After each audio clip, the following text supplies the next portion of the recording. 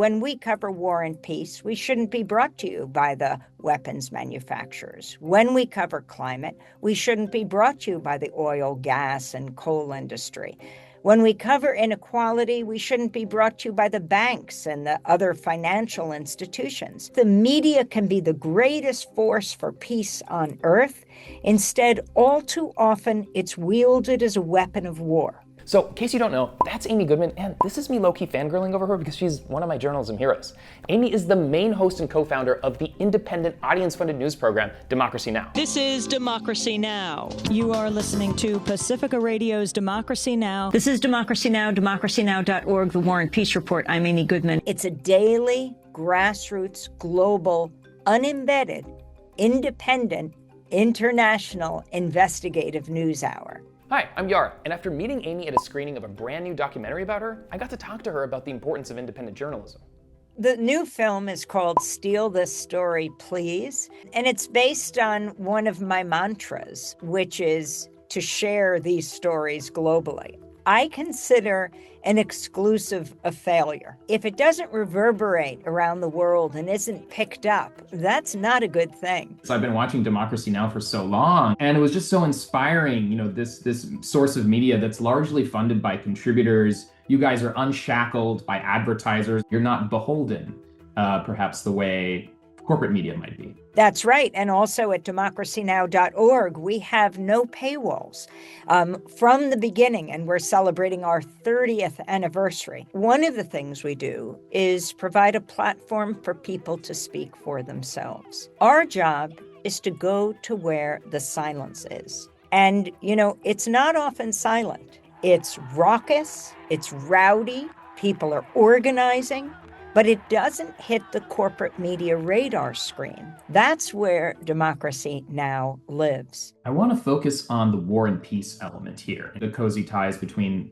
certain media outlets and the government. What are the consequences of that on the global stage? There is no more serious decision a country can take than to go to war. And all too often, you have a media that circles the wagons around the White House. In fact, that's the time that the media should be asking the most questions. Look at the lead up to the U.S. invasion of Iraq. You have the question, should the U.S. simply bomb, engage in airstrikes, or put boots on the ground? That's the range of the debate.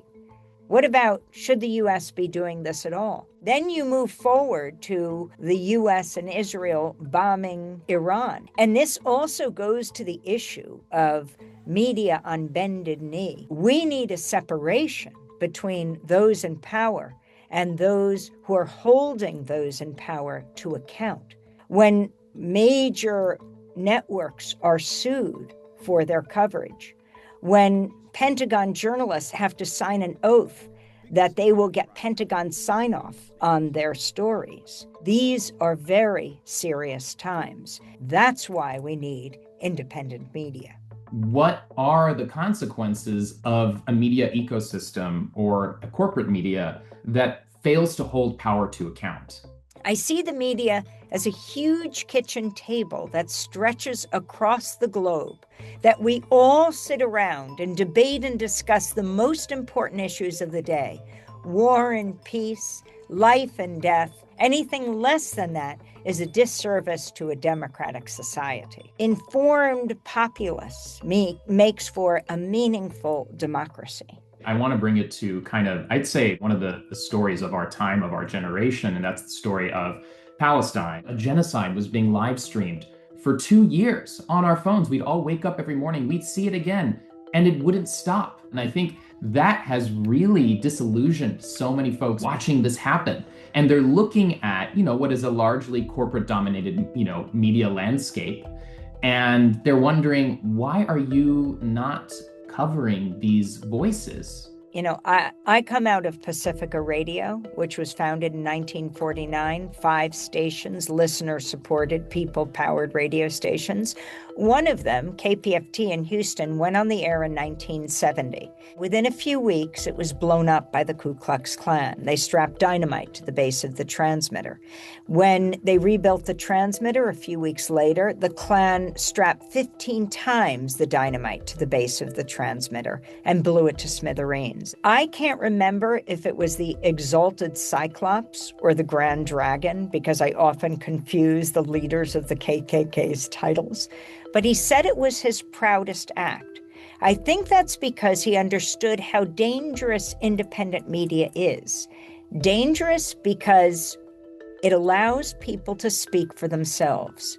And when you hear a Palestinian child or an Israeli peace activist, when you hear an aunt in Iran or an uncle in Afghanistan, it breaks down the caricatures and stereotypes that fuel these hate groups.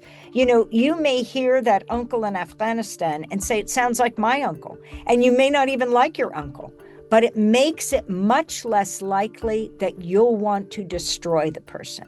One of the ways the media controls the narrative in this country is who it allows to be heard and who it silences. Our job is to go to where the silence is.